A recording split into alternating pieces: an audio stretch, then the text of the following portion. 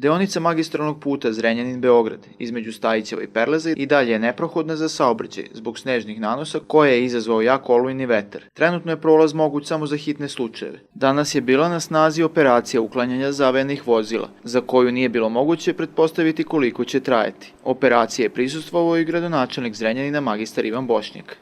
Poslednja putnička vozila se oslobađaju iz ovog snežnog nanosa. Možemo da kažemo da će do kraja večeri najveći broj vozila biti oslobođen i da će, nadamo se, vrlo skoro od nadležnih deonica biti puštena u saobraćaj.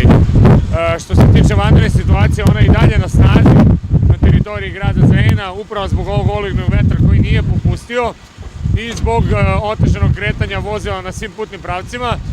Možemo da kažemo da su putevi prohodni, samo je ova deonica se još uvek osposobljava za saobraćaj i molim sve sugrađane da se naravno uzdrže od kretanja, odnosno da poštuju sva uputstva nadležnih.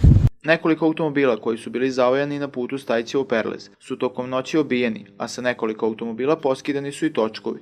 Najoštrije smo i na štabu, ali i u razgovorima sa pripadnicima SUP-a osudili takvo vandalsko ponašanje, odnosno pokazuje se da je i u ovim trenucima kada su na jednoj strani veliki broj pojedinaca u vikendicama pored ovog puta pomagali unesrećenima, kada se pozivalo na solidarnost, pojedini usudili da kradu delove automobila, da obijaju kola, da nanose dodatnu materijalnu štetu i ovako napaćenim ljudima.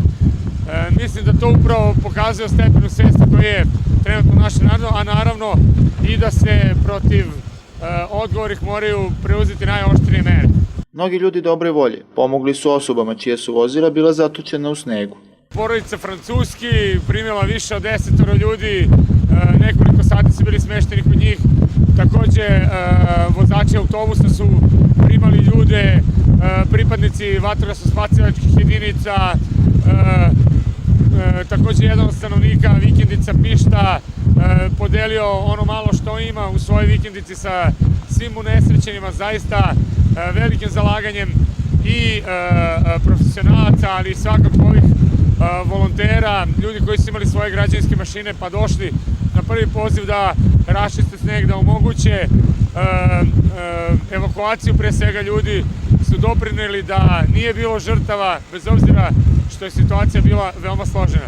Takođe, bitno je da se istakne da u ovakvim situacijama moraju da se ljudi okrenu jedni drugima, da pomognu jedni drugima, da se strogo poštuju naređenja nadležnih, jer imali smo situaciju da su kamioni pod pritiskom svojih vlasnika, poslodavaca, vozači kamiona morali da nastave put, da su takođe pojedini nesavesni vozači pokušavali da obiđu kolonu automobila bez obzira na upozorenja policije, samim tim se zaglavljivali zbog neadekvatne opreme i onemogućavali raščišćavanje puteva.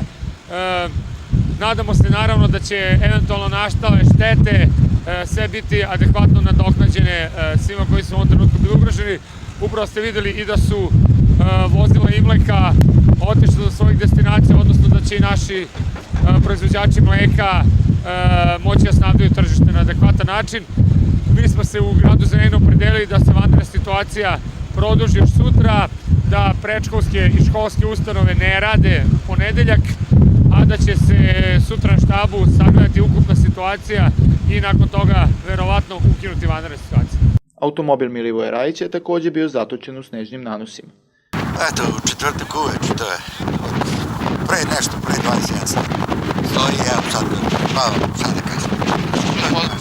Pretpostavljamo da je situacija bila veoma teška. Teško, to je bilo strašno. Bio sam i juče, prošao sam pored njega, nisam ga vidio.